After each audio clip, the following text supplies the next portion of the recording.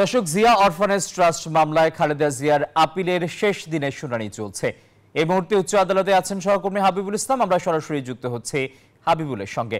হাবিবুল, আজ তো আপিলের শেষ দিনের শুনানি চলছে, বিস্তারিত কি তথ্য আছে আপনার কাছে?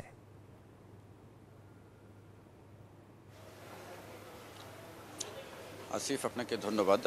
শুনানি 10টার কিছুক্ষণ পরেই শুরু হয়।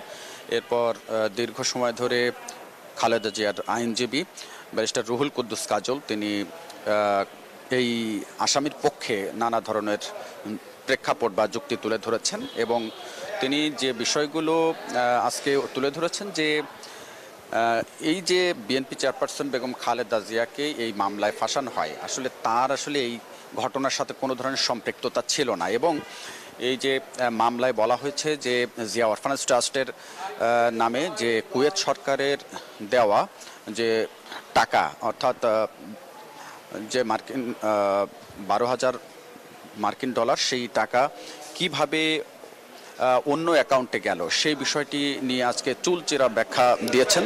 এবং তারা বলছেন যে জিয়া অরফানেজ ট্রাস্টের নামে গঠন হওয়ার পর, এই ট্রাস্ট গঠন হওয়ার পর মূলত এই টাকা এই ট্রাস্টের যে জায়গা কেনার জন্য, একটি জমি কেনার জন্য এই টাকা অন্য অ্যাকাউন্টে ট্রান্সফার করা হয় এবং সেই বিষয়গুলো তারা তুলে ধরেছেন। কিন্তু রাজনৈতিক উদ্দেশ্য প্রণোদিতভাবেই বিএনপি চেয়ারপারসন বেগম খালেদা জিয়া এবং তার সন্তান বিএনপির ভারপ্রাপ্ত চেয়ারপারসন তারেক রহমানকে এই মামলায় ফাঁসানো হয়। মোট 6 জনকে এই মামলায় কিন্তু কারাদণ্ড দেওয়া হয় এবং খালেদা জিয়াকে যে 5 বছরের সাজাকে 10 বছর করে দেওয়া হয়, এটিকে তারা নজিরবিহীন উল্লেখ করেছেন আপিল বিভাগে।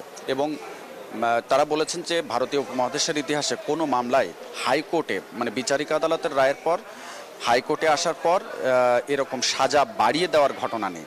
তো তারা যে বিষয়টি বলছেন যে আসলে এটি কোনো ধরনের অনিয়ম বা দুর্নীতির কারণে এই টাকা বা পাচার কিংবা অন্য এই টাকাটা অন্য কেউ নিয়েছে, বিষয়টা এরকম নয়। তারা বলছেন যে এই টাকা আরও দ্বিগুণ হয়েছে। যে টাকা ট্রাস্টের নামে এসেছিল সেই টাকা কিন্তু আরও এর যে মুনাফা, সেই মুনাফা সহকারে অন্য বর্তমানে রয়েছে। কিন্তু হাসিনা সরকার একেবারে উদ্দেশ্য প্রণোদিতভাবে বিএনপি চেয়ারপারসনকে এই মামলায় ফাঁসিয়েছিলেন। তো কিছুক্ষণ পর হয়তো শুনানি শেষ হবে এবং শুনানির পর এই মামলা থেকে বিএনপি চেয়ারপারসন খালেদা জিয়া খালাস পাবেন কিনা বা এই মামলা থেকে অব্যাহতি পাবেন কিনা সেটি আপনার মাধ্যমে দর্শকদেরকে আমরা জানাতে পারবো। তো এই ছিল আমার কাছে জিয়া অরফানেজ ট্রাস্ট দুর্নীতি মামলার সবশেষ। হাবিব, আপনাকে ধন্যবাদ।